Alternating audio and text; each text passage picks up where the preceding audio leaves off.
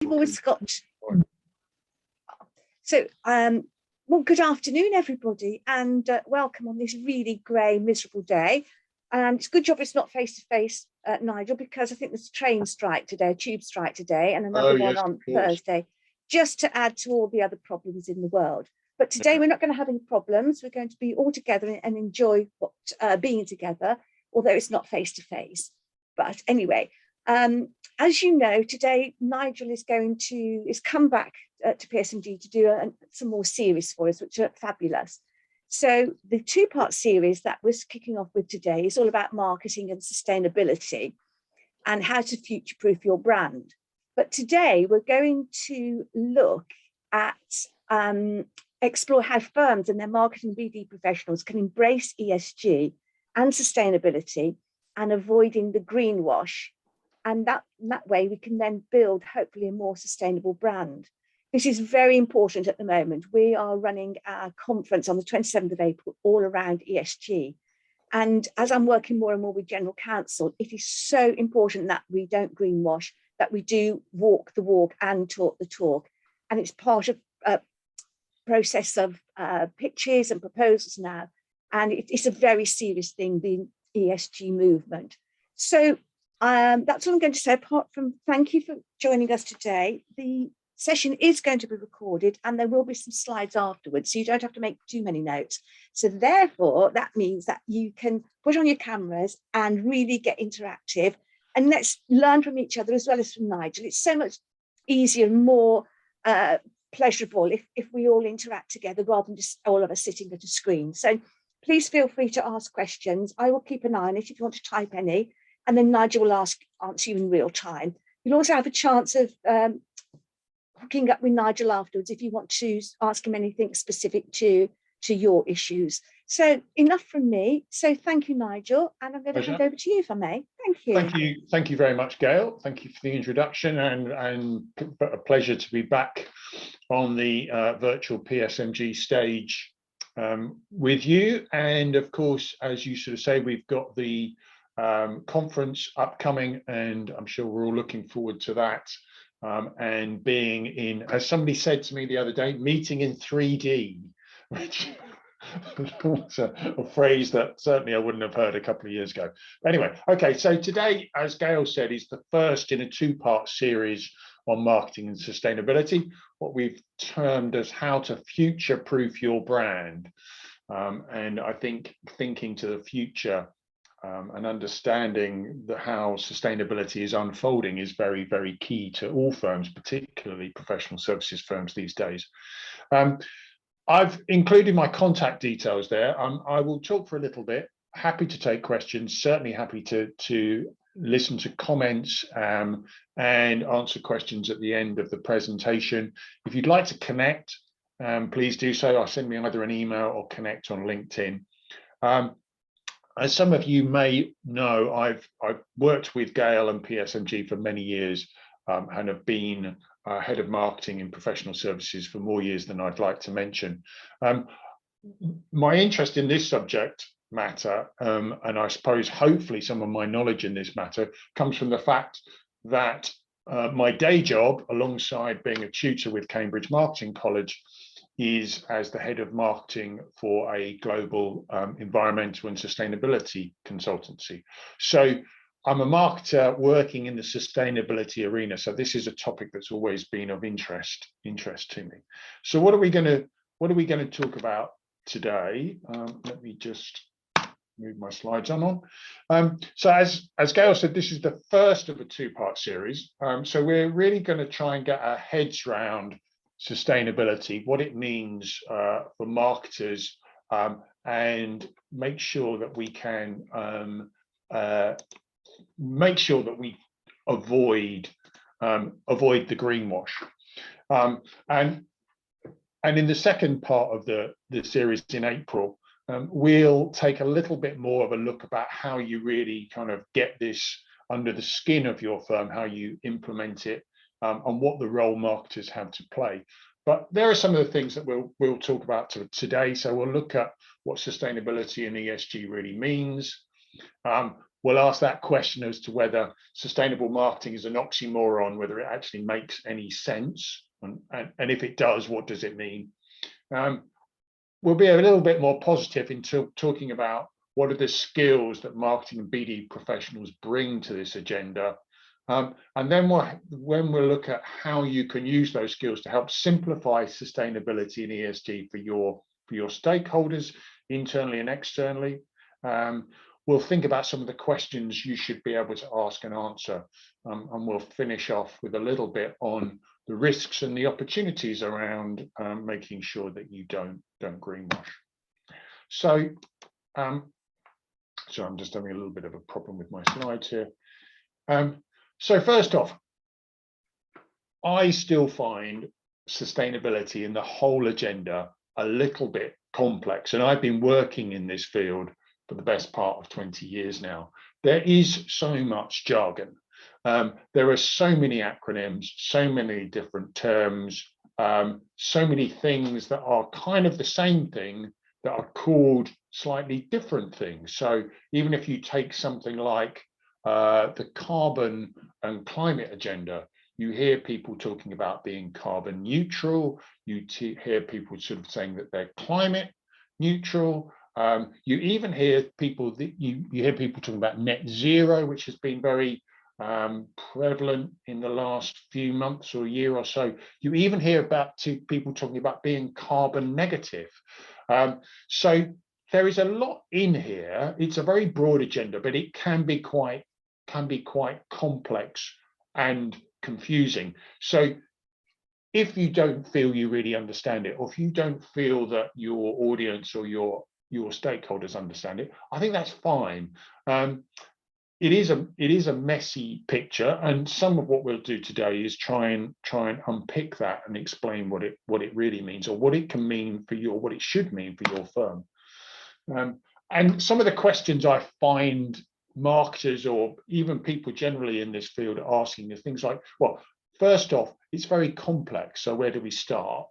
From a marketing point of view, you hear people sort of say, well, our job really is to sort of sell more stuff. So is that in conflict with sustainability? Isn't sustainability about doing less? And a concern, particularly amongst marketers, and one that has been leveled at them over many years now, is that marketers are just greenwashing. Marketers are sort of trying to polish the proverbial. We're the people that are trying to take something that isn't very good and try and make it look better. So are we better off just keeping our heads down? I've heard of a phrase recently that people have talked about green hushing rather than greenwashing, which is where marketers actually resist talking about good things for fear of being hung out to dry. Some more sort of pertinent questions that people ask is, well, isn't sustainability more expensive, or more customers pay for this? Or what do people really want? Where are their priorities? Where is there a conflict between what customers want, what shareholders want, what employees want, what government wants? And then maybe on a more positive, on a more opportunistic basis, you hear people sort of asking, well, where are we relative to our competitors? Are we already behind the curve? Or is there something in here that we can differentiate on? If we're trying to appeal to a Gen Z or a more forward-thinking client base, is there something that we can really stand out from the crowd here? So there are a lot of questions around. And then there is this oxymoron that people often raise, which is, well, sustainability, I've used the standard definition that the UN uses there about development meets the needs of the present without compromising future generations. And then there's the standard CIM, or Chartered Institute of Marketing definition of marketing, about it being a management process for satisfying customer requirements, property. And many people my interpretation of that is, marketers are told to sell more stuff now. Is is that a compromise? You know, is there really, can you really marry those two together?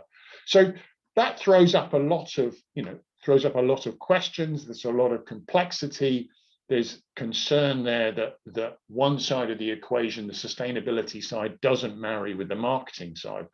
So at that point, I can see why people sort of think, well, I'll just keep my head down. I won't engage on this agenda. I'll deal with the short-term priorities, and I'll not look out to the longer term.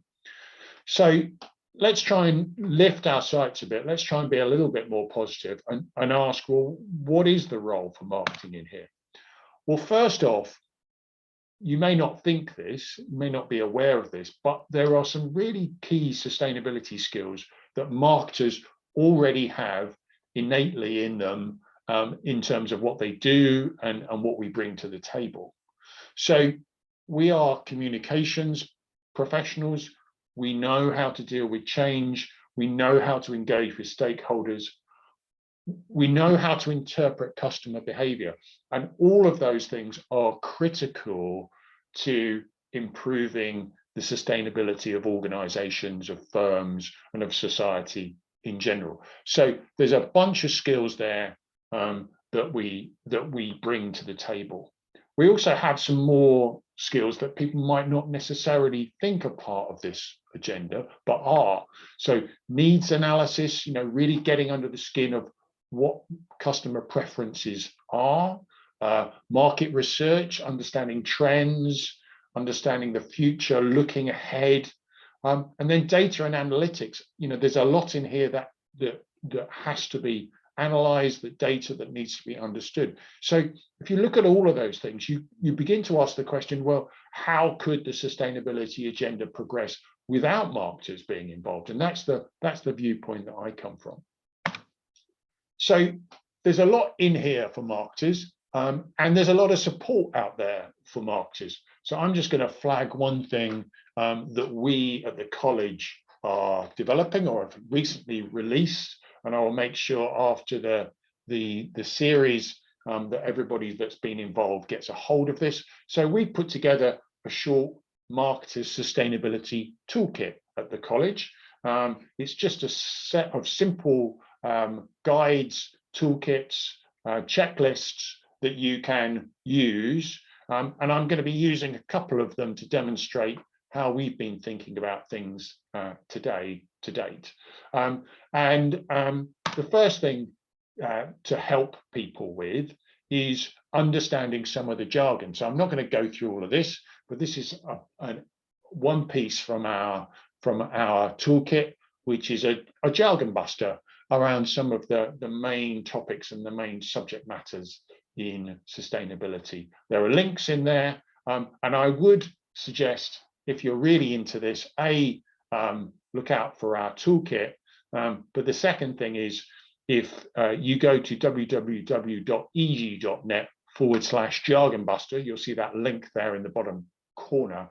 There is a fantastic resource there, publicly available to everybody, which will unpick all of the jargon, all of those boxes that I had on my first slide that confused people. Fantastic resource there. ED is an environmental newsletter website, has been around for many years, is a very, very good resource. So that will help you bust more jargon.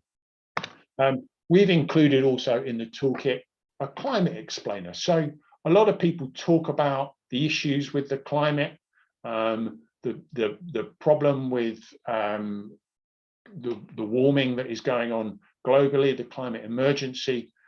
We've put a simple explainer in there to help you as communicators understand what the picture is, and build your own understanding around climate. Despite enormous amounts of news, it's still very difficult to sort of cut through.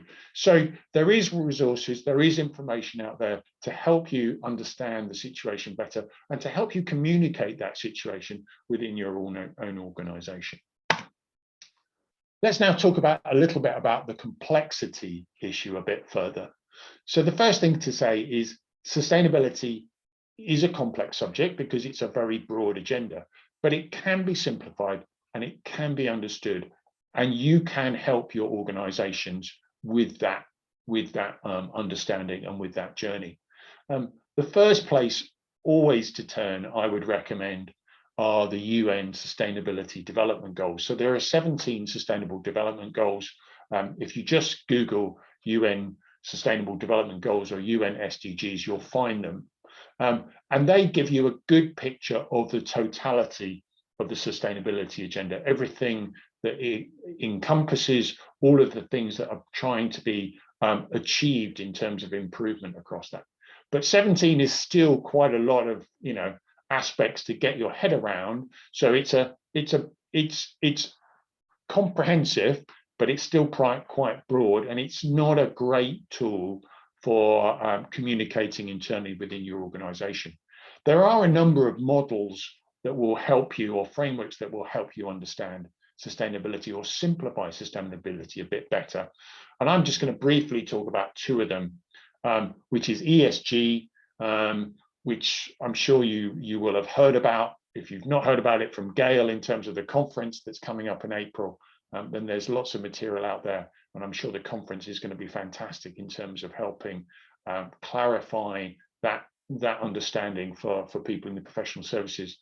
There's then also a model that you might be familiar with, which is the people, planet, and profit model, or the triple bottom line. I'm going to say briefly something about each of these three, the Sustainability Development Goals, ESG, and people, planet, profit, but just to give you a bit of a heads up and something to dig into. So as I said, Sustainability Development Goals, there are 17 of them, and if you want to get your head around them or want to dig into them, then the link there, sdgs.un.org/goals, or if you just Google Sustainability Development Goals, you'll find it. ESG, environment, social governance, very much terminology that is used in the finance and investment community, so perfect for professional services firms that are so intertwined with that world, very much focused on the measurement and quantification of impacts and risk. Very important topics. It's great to see investors, financiers, business owners, professional advisors thinking about impacts and risk and thinking about opportunities. There's going to be a lot, I know, at the conference on opportunities here. If you're wondering, or if you're thinking, well, kind of, okay, what fits under what, I would recommend that you go and look at the Sustainability Accounting Standards Board. So SASB, they've got a model that they use, which is called the Universe of Sustainability Issues. And that will explain to you or give you an overview of everything that kind of fits in that ESG world.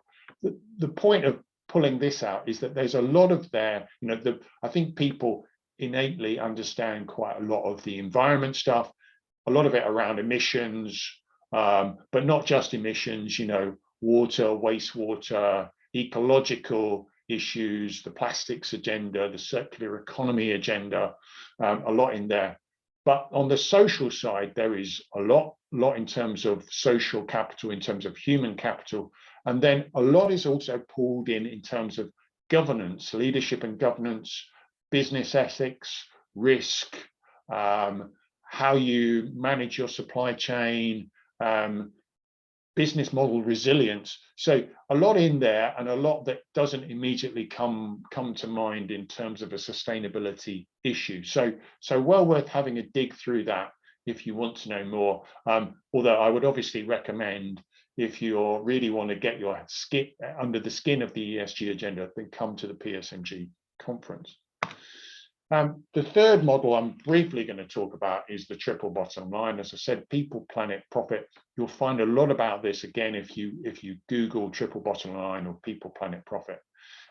What I would just highlight is really what are the questions that people, planet, and profit are trying to answer. So the people piece is very much about social inclusion. How do we progress as firms, as organizations, as an economy together and progress a diverse, equitable, and inclusive society? So it is about involvement, it is about equity, it is about diversity, and it's an agenda which professional services firms are acutely aware of. the best firms are very much on top of it these days, and it's an important one. It's a big impact that professional services firms can have. The planet piece, environmental balance, as I've called it, how do we protect and restore the natural world and avoid a climate emergency? So climate is a big part of it, but it's not the only part. The ecological piece is as important, I would argue. And then the profit piece, people sort of sometimes interpret it as if this is kind of like, okay, how do we look after people? How do we look after the planet? And how do we still make money?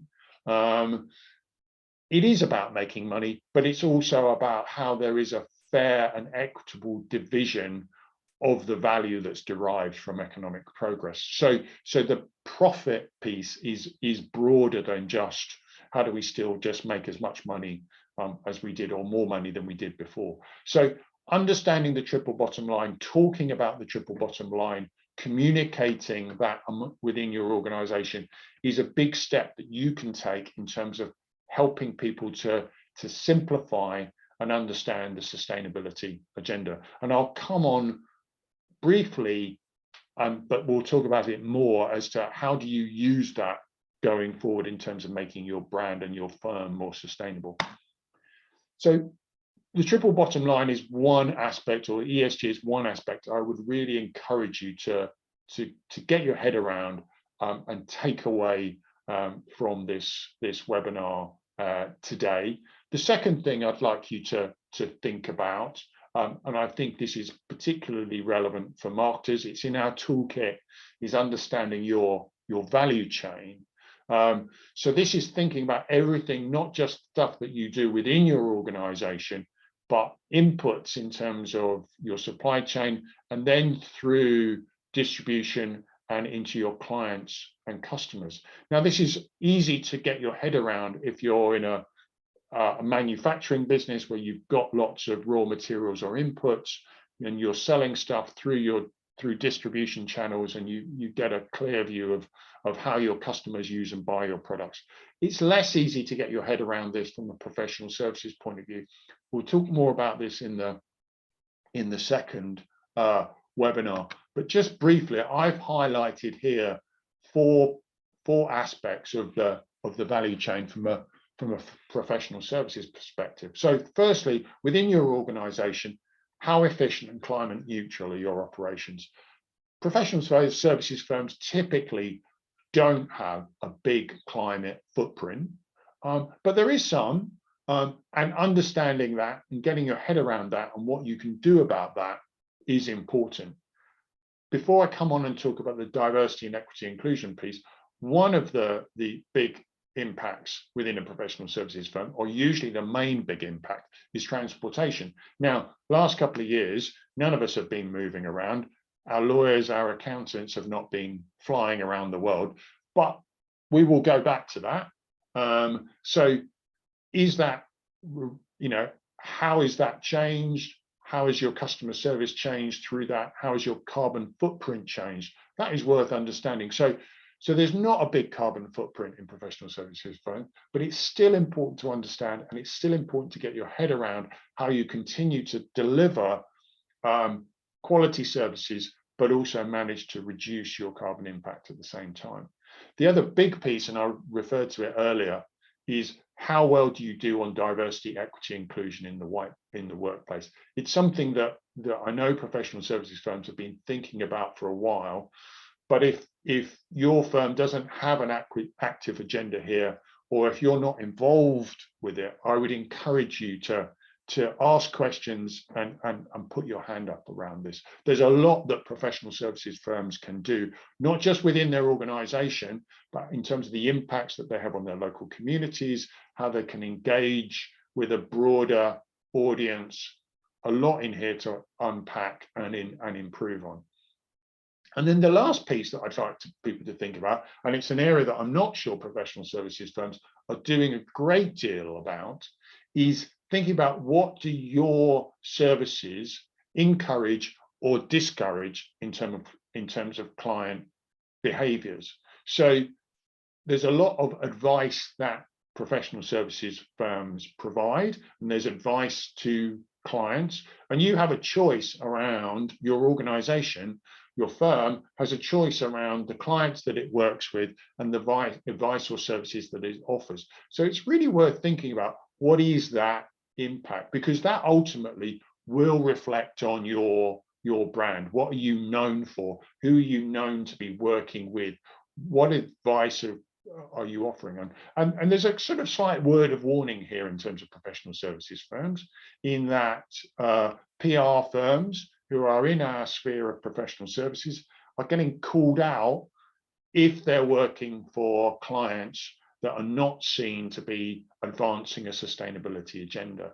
A number of them are being called out for working with big oil companies and who in the past have been trying to muddy the water in terms of the sustainability agenda. And that may well trickle into other professional services firms. Now, people could quite rightly argue we're independent, we're objective, we shouldn't be deciding who we work with or who we don't work with. But I think those questions are coming, that agenda will progress, and therefore, at the very least, professional services firms should get out in front of that and understand what's their position and what response they would offer. And I'm not seeing professional services firms at the moment do that. So I think that's a big opportunity. Greenwashing is a big problem. It's a big problem for marketers. As I sort of said earlier, they're seen as polishing the proverbial, of not helping advance the agenda, but trying to make out firms are doing better than they actually are. And so we will talk about this more we'll bring this back into the second webinar. But within our toolkit, we do have a avoid greenwash to-do list. So this is something that marketers can actively use, that you can actively use to make sure that anything that you say about your organization or about your brand does not risk suffering from greenwash. So the first thing is be transparent and list your data sources. So don't make claims without being able to back them up. You can include details, stuff on your website, or links to go to certain things. I will encourage people to be wary of using terms like green, eco, sustainable. If it's not justified, avoid using it. As I said, understand your impacts through your value chain. If you're doing particularly well in one area, but not in another, don't try and over promote, where you are good, and think about where you have impacts elsewhere. Not so relevant probably for professional services firms, but understand the impacts of other brands. This may be other parts of your firm, might be if you're an international firm, think about overseas operations. If you are a mixed brand business, then you have to think about this. Make sure you use the right terminology in terms of climate neutral, net zero, climate negative, what you're signing up to do, what you're aspiring to do, and understand this issue of carbon offsets. I've not gone into any detail today about carbon offsets, but there's an increasing concern that carbon offsets don't deliver on what they are suggesting they should. So if you're using claims, if you're using terminology, and if you're using carbon offsets, be clear on what those carbon offsets are and how relevant they are. Circularity, the circular economy, reduce, reuse, recycle. This is probably more for us as consumers rather than as professional services firms, but it is important to think about the first two, not just the last one. So a lot of people jump reduce and reuse and go straight to recycle. Reduce and reuse is much more important than recycling. This is something that I see marketers miss all the time, which is they don't test their communications with informed stakeholders or trusted parties ahead of wider release. They write something, they put it out there. It's always useful to test that first. It's good practice in marketing communications, full stop, but it's particularly relevant here. Explain your journey. So don't just talk about where you are and what you've done, talk about where you're heading and how you'll progress. It's much better, you're going to get much more credibility if you sort of say, we're aspiring to this, we've done that, we've still got this to go. People sort of seem to be reluctant to talk about how far they've still got to go, but we've all still got a long way to go. So don't worry about that. This point about understanding your customers, show how you help your customers or your clients live more sustainable lives. That might be difficult to think through from a professional services point of view, but the biggest impact you will have as a firm is what your clients do, probably not what you do. So think about that. And lastly, do be positive. You know, if you can tick all those boxes, be positive and confident about your achievements, but always remain modest. So in our I'm going to stop talking in a moment because I'm sure there's some points that people might want to ask about. But in our next webinar, we're going to talk about how you take this on as a sustainable marketer and help your brand be more sustainable, how to future-proof your brand.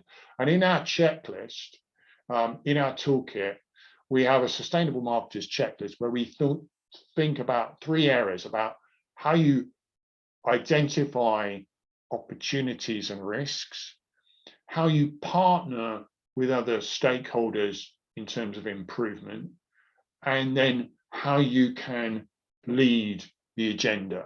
And both in the slides and the toolkits, there are 3 actions, things that you can put on your to-do list there.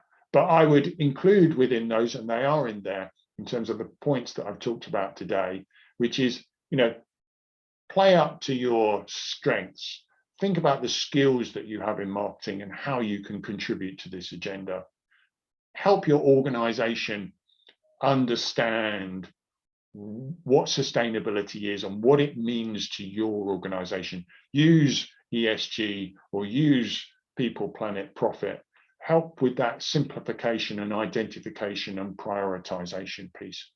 And then third, don't step away from this issue about your supply chain and think, no, sorry, your value chain, and thinking about all of the aspects, all of the stakeholders that are involved in that. If you combine that people, planet, profit view with understanding your value chain, you'll really quite quickly be able to get to the point of where you can identify where your priorities can be and what difference you can make and where as marketers you can add to that agenda. And that's very much what we're going to go on and talk about in our next webinar. So I will leave you for the moment with just a quick summary of what we're going to talk about next time. It's on Tuesday, April the 5th, same place, same location, same wonderful introduction from Gail and the team. It's still ahead of the conference at the end of April. So hopefully by the end of both seminars, we will have whetted your appetite, given you some food for thought, and you'll be wanting to dive into come along to the conference and dive in and really take this piece further. But on that note, I will hand back to Gail. Would be very happy to answer any questions or chat, or as I sort of said at the beginning, and I will leave up on the screen, you've got my details there. I'm very happy to link up with people afterwards or connect on LinkedIn, and we can continue the conversation. Lovely, thank you, Nigel. Now we have time, so if anybody wants to ask any questions, please do so. No question is silly. We're all really learning on our feet on this one, and I'm sure, Gail, it's something that will come up at the conference. Is I think because there is so much on this agenda. You know, we had COP in Glasgow last year. Everything is, I suppose, quite rightly getting rather lost underneath the horrific headlines that we're seeing from the news coming out of Ukraine at the moment. But if you did dig down into the news a little bit yesterday, there was another big UN sustainability and climate report that came out yesterday. And I think there's a sense that people sort of think, oh, well, everybody understands this. Everybody knows what to do. I don't. And I'm, either I or my firm are behind the curve. And so I don't want to put my hand up because I'm going to look silly. And the answer is nobody is at the front of the queue at the moment. Nobody is at the front of the class.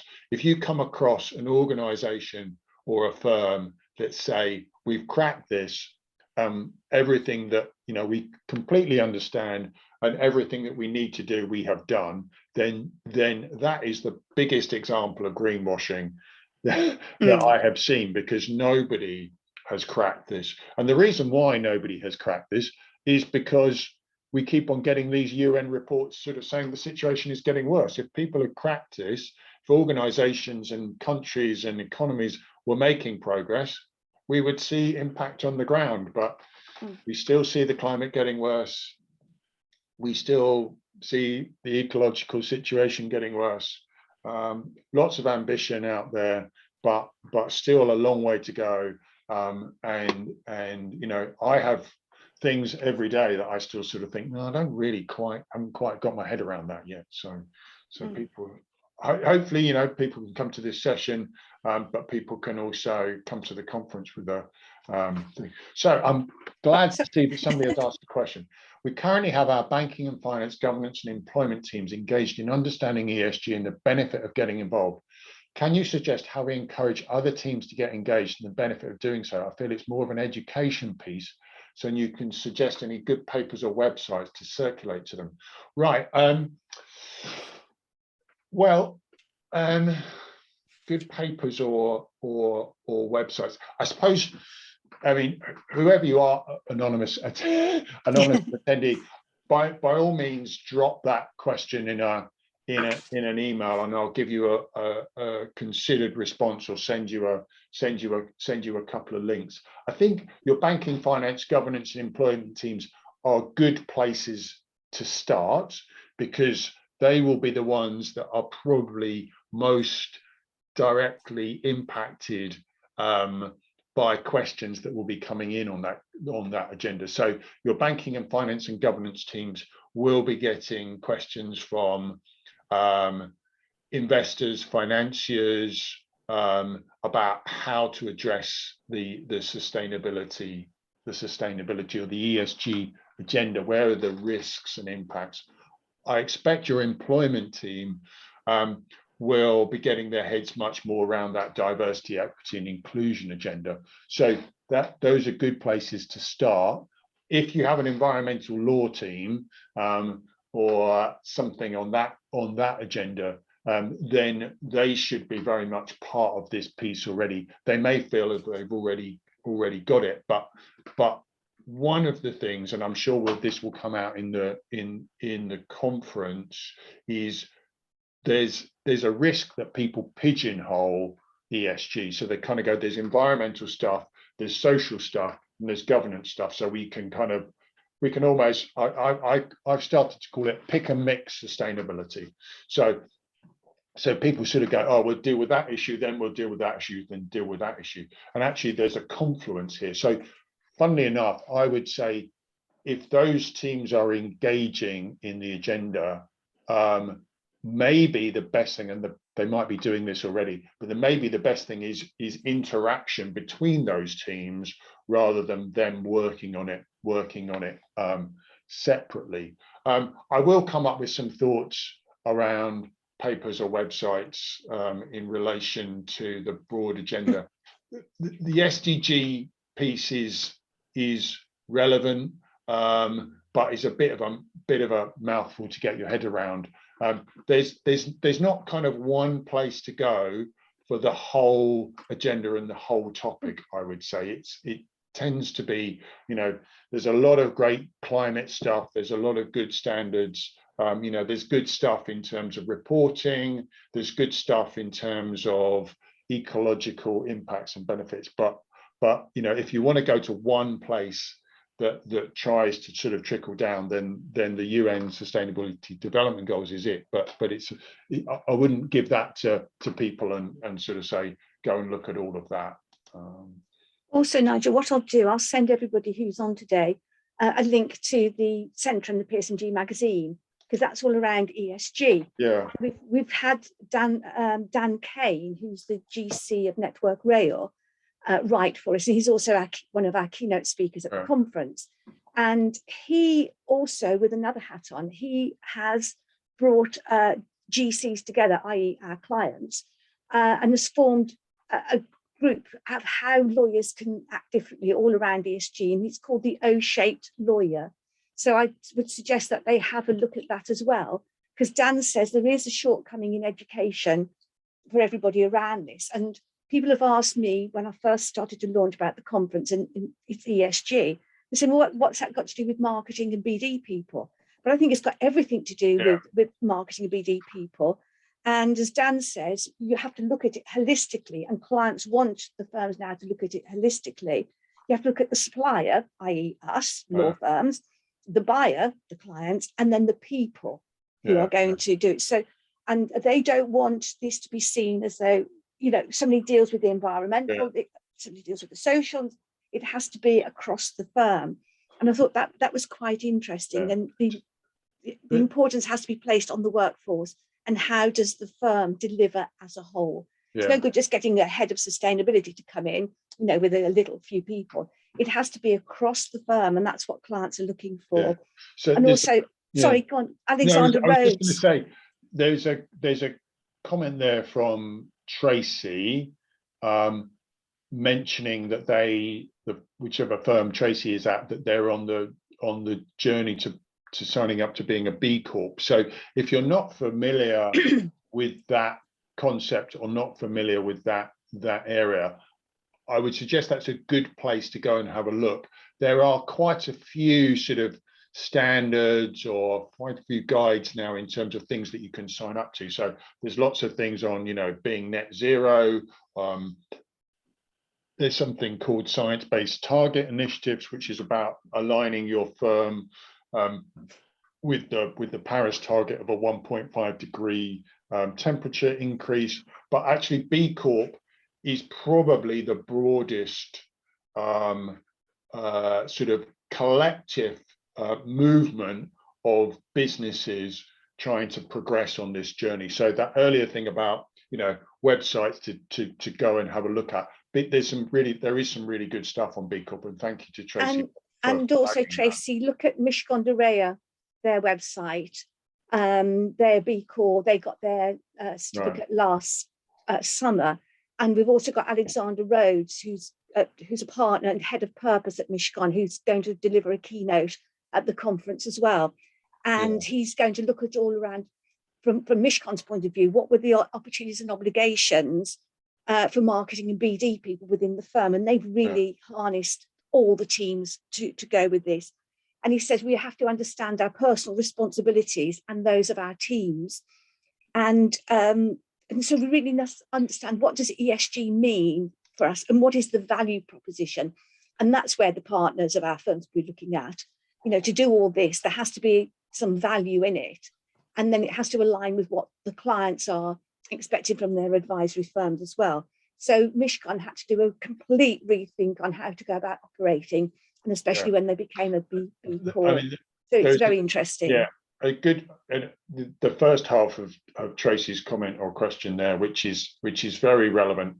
I mean, the kind of procurement piece, and that ties in very much with the point I made about value chain. Is you need to understand your own value chain, but you also need to understand your client's value chain, and the opportunity is here for professional services firms in that if you understand the client value chain, which is probably more complex than your own, you know, professional services firms are kind of quite fortunate in a way in that there are a bunch of people. They're not, you know, there's not a big supply chain, there's not big complexity in terms of distribution, there's not huge complexity in terms of clients, although you've got various different sectors. but the procurement issues that your clients are having to deal with and try and address an ESG agenda at the same time is massive, and professional services firms are very well placed on that. There was an earlier comment or question about what do you think professional services need to do in 2022 to then take the next steps of tackling ESG factors.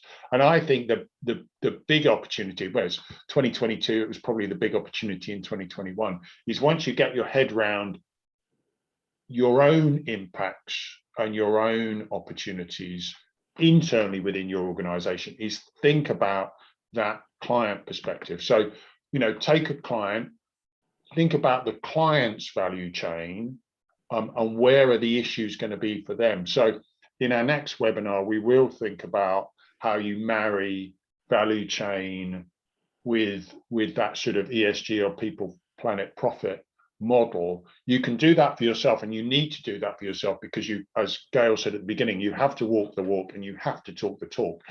But if you get your heads around that for your own firm, you're in a much stronger position to be able to do it for your clients as well. One dedicated BD resource in an international firm, is it enough? No, it's never enough. Sorry, that's a bit of a flippant answer, but all firms, I think, need more BD people. So that's my standard response to being asked that question. I did something, I see something else. I can't see anything else. I can't see anything else on the feed here. But some really some very good points. I mean, I must admit, I do find that people that I talk to in marketing teams and BD teams, probably because they're bright, young, ambitious professionals, are passionate about this topic. I think, you know, my last sort of soapbox moment would be, I think that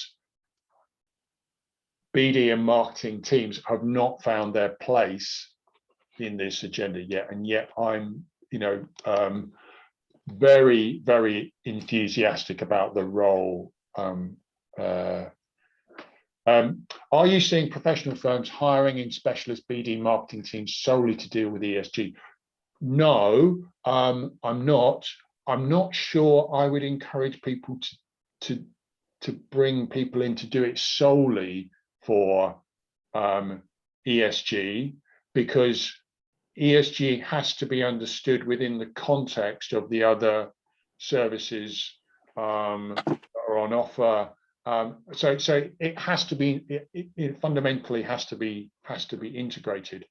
I think it would be good if we were moving to a place where BD and marketing professionals had a strong understanding of the ESG agenda, because I think it is going to be a critical differentiator for firms in the years to come. And BD and marketing professionals should have a really good understanding of how to differentiate their firm and what's critical on a client's agenda. So I'd like to see it much more part of the BD and marketing professionals toolkit.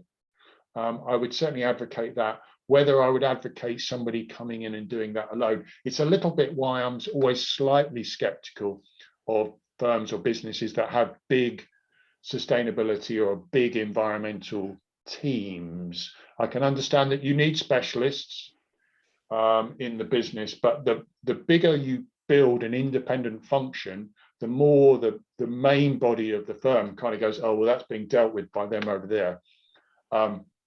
So it's, you know, a little bit like a number of topics that Gail will have covered in PSMG seminars in the past. Is there's lots of areas where, yes, you need some sort of specialist knowledge, but really building it into a broader base. And Tracy's come back to the point, is sure that in itself is greenwashing.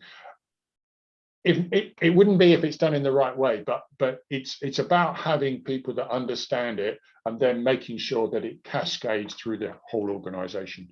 So if you're a BD and marketing professional, you should have your head around this agenda, and coming to Gail's conference is probably the best first step that you can make. How about that? How about that? That's very good. You've earned your fee today. How about that as a closing You must line? be in marketing. PR. Oh, Gail, you should be hiring me to do that. But it's true. I have seen some adverts going around the head of sustainability, etc. And I think the GCs that, excuse me, I've been speaking to, they're not impressed by it, apart from unless the whole firm is signed up to it. And what I found the most effective is when there are partners who have really embraced it. Because as we all know, it always comes from top down, top down. Mills and Reeve have embraced it and have got a very good department going on, within, but it's partner led. The same at Michigan, it's partner led. So I think marketing and BD people need to find out. I know one. I won't name him because I'll embarrass him. But I know one head of sustainability and corporate responsibility in one of the very top city firms, and he spends as much time talking to clients as he does talking to the firm. So he's both external and internal, and I think that's ideal, because you've got to, you've got to be working with your firm, and you've got to be working with your partners, and you've got to be shaping what you do within the firm. So firms can't just go out there and project a fantastic sort of sustainability picture in terms of advice and not have their own house in order. But also the opportunity is such that there's no point in getting your own house in order and not doing more out with your clients, because the real potential in terms of impact is out there with your clients. The world is not going to get, I mean, I'm just sort of again on my soapbox, but the world is not going to get better if professional services firms are perfect. Our impact is not that significant internally. We need to get in order, we need to be clean and whatever thing, but the real opportunity, the real impact is with your clients. And the fantastic benefit, as I've probably sort of said already, is if you get yourself sorted, you'll learn a hell of a lot more about what you can do for your clients. So there's synergy, there's symbiosis here. You will learn, if you learn and make mistakes and improve as a firm, you'll be way better in terms of what you project out to your clients. And I will shut up after this. Marketers and BD professionals can be and should be and must be part of that journey, because we have those skills that will help us take us forward. So if we get our heads around the agenda, we can have a fantastic input. And I don't think firms will progress as much as they can progress if marketing and BD aren't part of the solution. I agree. Perfect. There, I'll let people get back to their on our own soapboxes. Yeah. But it just resonates. Everything you've said just resonates. And Jeremy Barton, who's the GC at KPMG, he said, we've got to look at how professional service providers can better serve their clients around the ESG. And unless marketing and BD are involved and everybody else in the firm, we can't do that, because at the end of the day, it's business development. Why are we doing this? Is to please our clients, get more clients, and just better position our firms with our competitors. So it's incredibly important. I think in like the 14 years I've been at PSMG, I think this is the most important change that we will have seen, especially in my generation here. But I think it's incredibly important, and that's why we're doing the conference on it. And the interest we've had in it has been extraordinary. So we've definitely touched on a nerve somewhere. So anyway, enough of the conference, enough of my soapbox. So Nigel, can I thank you so much, and everybody who's come along today, for the fabulous questions that have been asked as well. You never fail to provide just excellent insight. So thank you, Nigel. It's a pleasure working with you as always. So what I would do afterwards, you're always generous with your time. So please, everybody, if you want to connect with Nigel, you've probably got all the details you need, but I will send them out to you again. I will send you a copy of the slides that he's used today. Lauren, I will give you her details at Cambridge Marketing College because she will give you the recording. So link up with her. I will also, with the slides, I'll give you a link to the PSMG magazine, which is all around ESG, with lots of the people I mentioned today contributing to that. It's supposed to have gone out to the whole database today, but guess what? My email marketing system is down. So there we go. Just what I need, just today. So you'll get a preview of that. You'll get a heads up on that. And as I say, look at the conference on the website in the events section and see people that you can come mix with at the conference. So thank you everybody for turning up today. Enjoy the rest of your day, and let's get in the mix of ESG and let's just make a difference within our firms. Yeah. So thank you, Nigel. We look forward to seeing you again on the 5th of April for the second part. Okay. Thanks, thank you everybody. Thanks, everyone. Take care. Thank you. Bye-bye. Bye-bye. Bye.